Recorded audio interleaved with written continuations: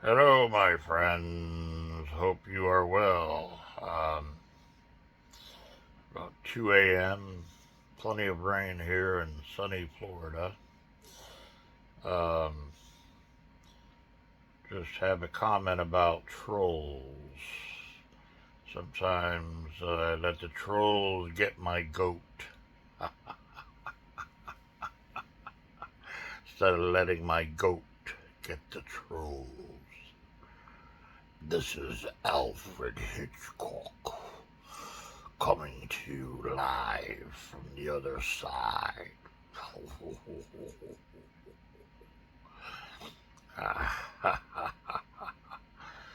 Yeah, so that darn little goblin, I have a couple of videos, I think.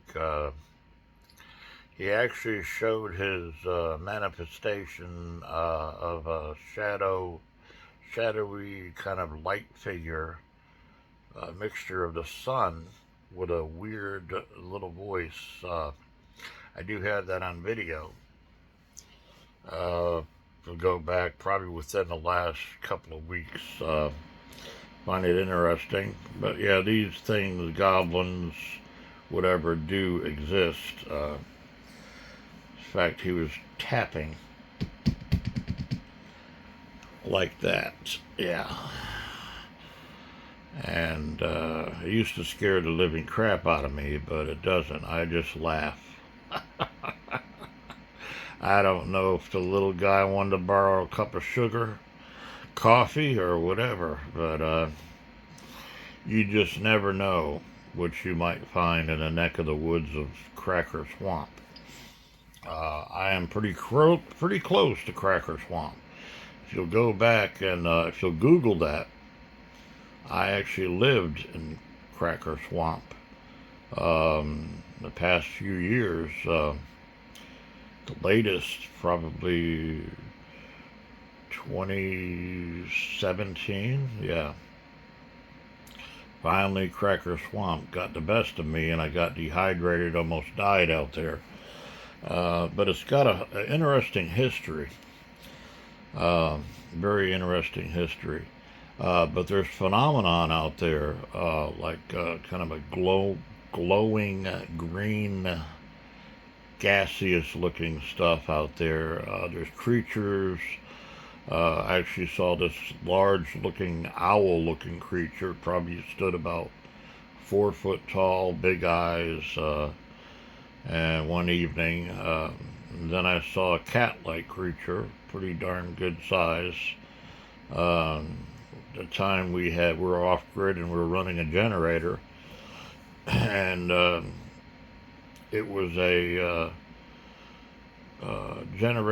engine that would run off of kerosene or diesel. And once you got it started with gasoline, and we ran, that thing ran a whole 55-gallon drum of kerosene I had, and that thing ran for like 3 months straight. But this cat-like creature was behind it, just kind of looking with glowing eyes. And then this thing, we lived in a little trailer that I built. It was pretty cool. Right there in a swamp. This thing with it had a large hairy hand, and it had its hand up to the window. And I had no firearm. The only thing I had was a big knife at the time. And of course, being about 20 years old, I was scared shitless. I've evolved through a lot of this stuff. I've learned not to let fear take hold of myself. I don't react to it. I take action. I stop it. I rationalize it. Fear can be your friend. It will motivate you to stay safe. Either you're going to fight, or it's going to be a flight, or you're going to run. And you have to make that choice. So sometimes you have to do the same, do it all in the same thing. I don't know how I got on this subject, but Google Cracker Swamp, and you'll find it interesting. Yeah, so, Jabba would say, troll,